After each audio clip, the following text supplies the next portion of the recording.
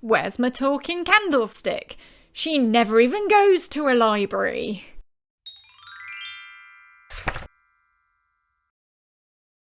Hello and welcome back to Scookie Reviews. Today I'm going to be talking about A Curse So Dark and Lonely by Brigid Kemmerer. This is a young adult fantasy which I listened to the audiobook version for, and it's based on Beauty and the Beast, which is one of the fairy tales that I don't really care much about. When I think about the childhood films that I really enjoyed, it was more Lion King and Aladdin than Cinderella and Snow White. Probably because I had an older brother and my parents bought Aladdin and Lion King first for him. I can just hear my mum saying, "No, Lion King was for you." Anyway, if anyone asks me who my favourite Disney princess is, I would probably say Anastasia, and that's not Disney. So when this book first came out and started getting really popular and good reviews, there wasn't really much drawing me to it. But after I see a book that, does well for a very long time, I just have to read it in some capacity because I kind of made it my job to keep up with young adult trends, or at least young adult fantasy trends. And this appears to be one of them. So this book is told through 2 points of view. One of them is Prince Ren, who's the cursed prince who upset a witch and now he has to turn into a beast at the end of every season. And then you have Harper, who's from DC, and she's really interesting because she has cerebral palsy, her mum is dying of cancer, her brother is doing some shady stuff to sort out their financial situation, so she's kind of got a lot going on for a teenager.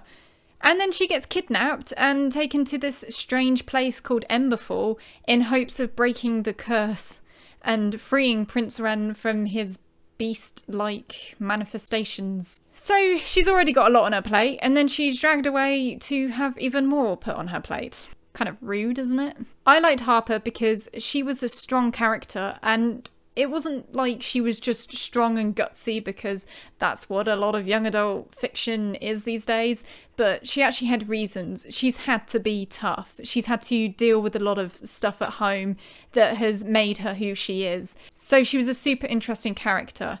Initially, I found her a little bit too tough girl, down to a flaw, but I kind of realised that was what this book needed. And not only that, she does have other sides to her. You do get to see her softer sides, her more girly sides, as well as the sides of her that want to fight and want to help people. So overall, I found her a quite well fleshed out character that I could relate to in many different ways. And also the rep for having cerebral palsy, and also the rep for having a childhood where your parents are suffering with an illness. I felt like these things were handled really well, and it was good that they were there, and it was sensible for them to be in a book like this as well. It wasn't just done to hit a trend. It had a larger purpose to it. So Prince Ren, I didn't necessarily care too much about. I felt like I should have connected to him a little bit more. I don't really think it was his fault. I think it was interesting how the author decided to show that he had already been through so many repeated seasons of him becoming a monster and him not really remembering these instances but still having to deal with it, and how that changed him to become the character that we have in this book. Thought it was quite an interesting take. But for some reason, I wasn't really feeling the spark between them. Now, there's also a side character who is very much not on the side. The Prince's Guard, who ends up spending a lot of time with Harper. I felt like they had a lot more of a connection. So you can tell that this book has a sort of light love triangle thing going on. I actually found for a book that I thought was just all going to be about romance, it wasn't. It had more to it.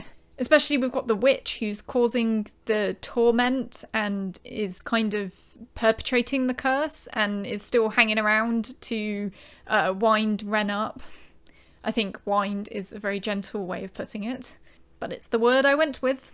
And then you have Grey, who's a very strange character because he seems to burden a lot of the guilt. He's kind of calm and serene and grey, perhaps. But he cares deeply about Prince Ren, and he cares deeply quite quickly for Harper as well. And he's the one who pulls them all together. Yeah, 3 quite nice characters.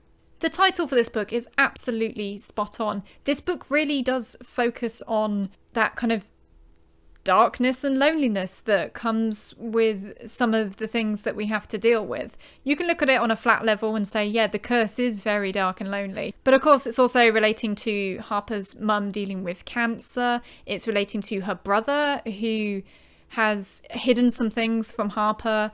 And then you have Harper, who wants to fight, but her body doesn't necessarily prepare her the best for that kind of mentality. And then there's Gray, who is kind of attached to this whole curse, and he's kind of vowed to be there to help stop it any way he can, but he's not the one who really has any power. And then you have Prince Ren, who is cursed in a dark and lonely way. And I think maybe that's why I just found him a little less interesting than all the other characters, even though he is one of the main points of view. I found it quite a gradual story. I wouldn't say it was slow-paced, but I wouldn't call it quick-paced either. And I find these gradual stories are the ones that end up feeling richer, and the ones that, if you stick with them, they will pull you in more. And that's definitely how I felt when reading this one. Of course, whenever I say read, I mean listen, because I listened to the audiobook for this one. I have to say, I did find the audiobook quite long. I think it was 14, 15, 17 hours? Or it was this number? I couldn't really tell whether it was just because the audiobook was quite long, or because the book itself is quite long, or whether the book does have that slower pace. That's something that I don't entirely know how to judge at the moment, because I'm still actually fairly new to audiobooks. But one of my criticisms would be that it did feel a little bit long and a little bit slow, and sometimes even a little bit repetitive. The ending on this one, I'm good with. It doesn't necessarily have a cliffhanger. No, it does have a cliffhanger. It put an end to some of the plot lines and gives the book a sense of completion, but it also warrants continuing as well. I find there's so many books in the world that I struggle to get to book 2 because I just want the next shiny book. I find that I also don't necessarily like book 2s that much. Anyway, book 1 was concluded to an extent. I'm happy. Overall, I would give this book 5 stars. Of course, I made a few critical points earlier. I still really loved this book. I found the world building very rich. I found one of the main characters just incredibly fascinating, and I learned to like her throughout the book. What I was expecting was a Disney retelling with a slight twist. Like Cinderella, but Cinderella is actually a man. While there's nothing wrong with that premise, I just think sometimes books need to go a little bit further outside the box to create something new and not just recreate something with a different aesthetic. And this book definitely did that. It surprised me. It brought in some other elements of our world, and I don't think it really follows Beauty and the Beast all that closely. Then again, like I said earlier, I don't really know Beauty and the Beast that well, so I can't really comment. But what I can say is I did scroll through some of the reviews, and there were quite a few people who were like, "Where's my talking candlestick? She never even goes to a library." Like, if you want that, go watch the versions that do that. This is different, and that is great. Thank you so much for joining me, and take care. Like usual, I'll include an affiliate link down below, which means I have a little paid promotion thing in the corner, even though nobody clicks the affiliate link, so I don't get paid. But I can still dream.